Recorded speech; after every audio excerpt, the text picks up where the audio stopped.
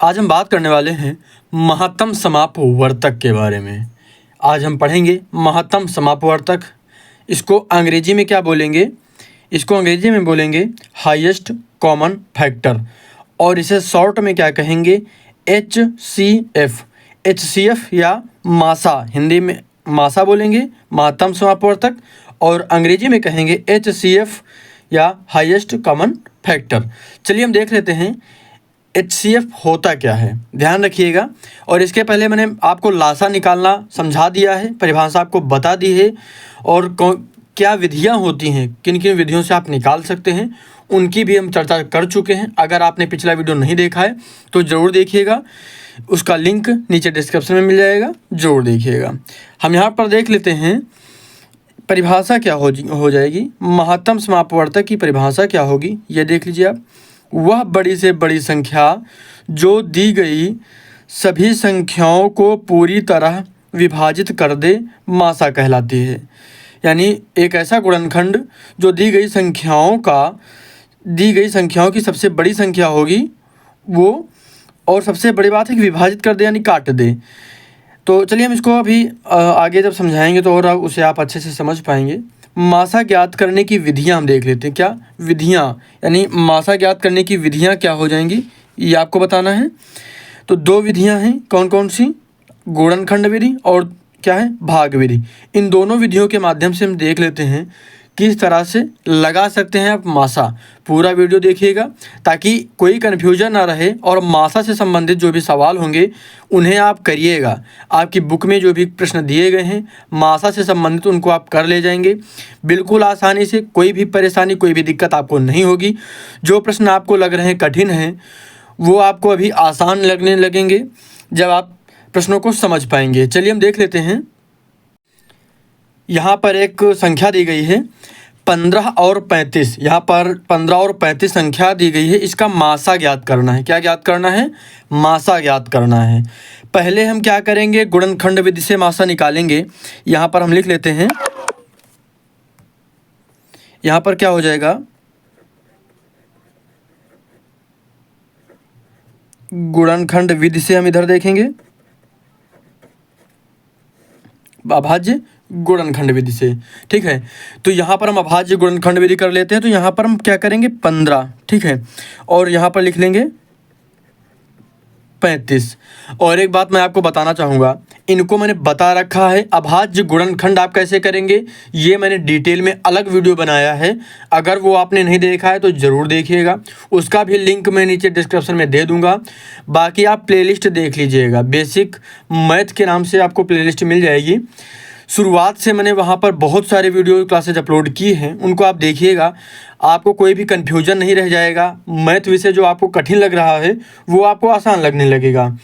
कोई ऐसा प्रश्न जो आपको लग रहा हो कि कठिन हो, कमेंट करिएगा।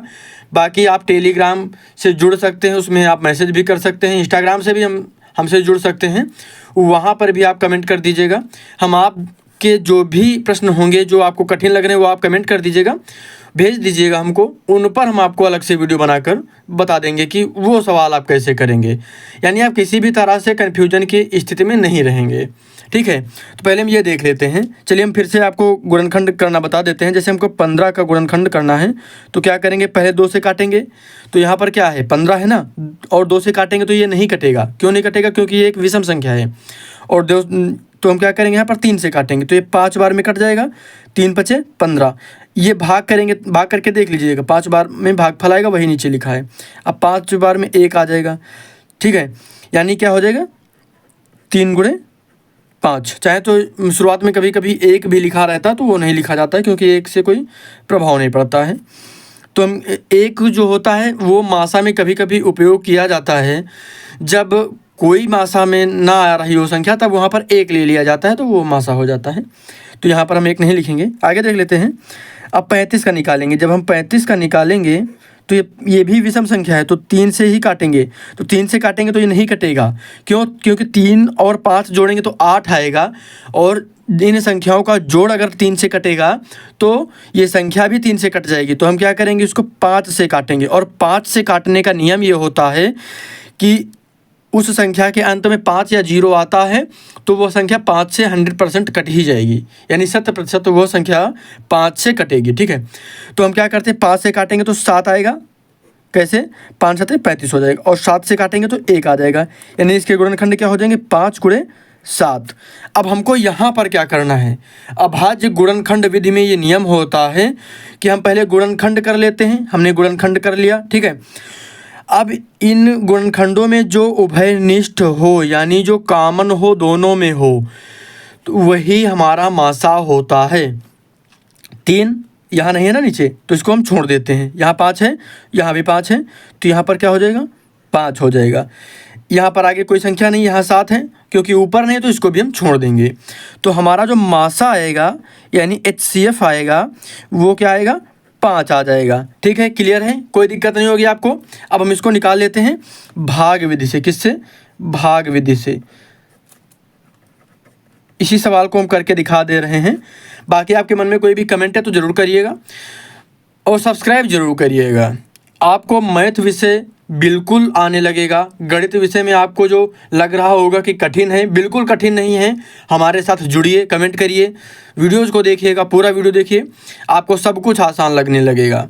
ठीक है, इसीलिए मैं हिंदी माध्यम से पढ़ा रहा हूँ। बाकी जो कठिन शब्द लग रहे हैं उनको अंग्रेजी में मैं बता रहा हूँ आपको, ताकि कोई कन्फ्यूजन ना रहे, और वो भी आप सीखते रहें अंग्रेजी के जो शब्द हैं उनको भी। ठीक है, तो हम यहाँ पर भाग विधि से देख लेते हैं। तो भाग विधि में क्या होता है, 2 संख्याएं दी गई हैं, 15 और 35, और भाग कैसे किया जाता है वो भी मैंने आपको शुरुआत में बता रखा है, इसीलिए मैं कह रहा हूँ कि सब्सक्राइब जरूर करिएगा।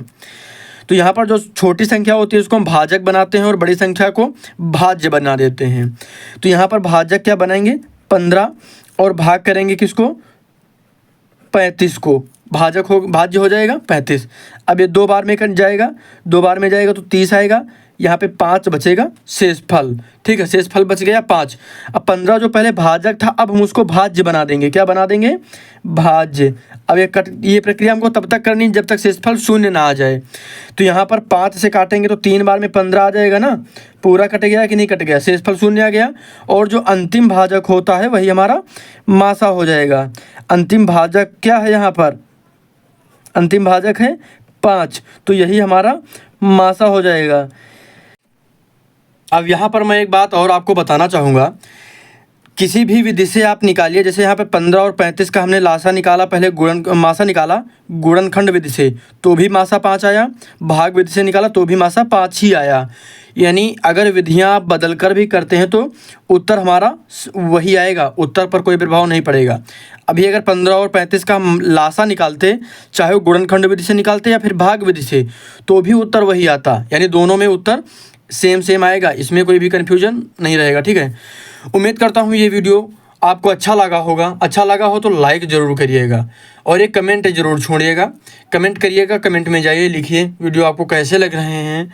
अगर हेल्पफुल लगे हैं तो वो भी आप कमेंट करिएगा, और वीडियो को आप पूरा देखिएगा, सभी वीडियोज़ को आप पूरा ज़रूर देखिएगा, ताकि कोई कन्फ्यूजन ना रहे। बाकी गणित विषय को आप बिल्कुल आसान समझेंगे, आपको बिल्कुल आसान लगने लगेगा। ठीक है, सब्सक्राइब जरूर करिएगा चैनल को। वीडियो को पूरा देखने के लिए आपका बहुत बहुत धन्यवाद।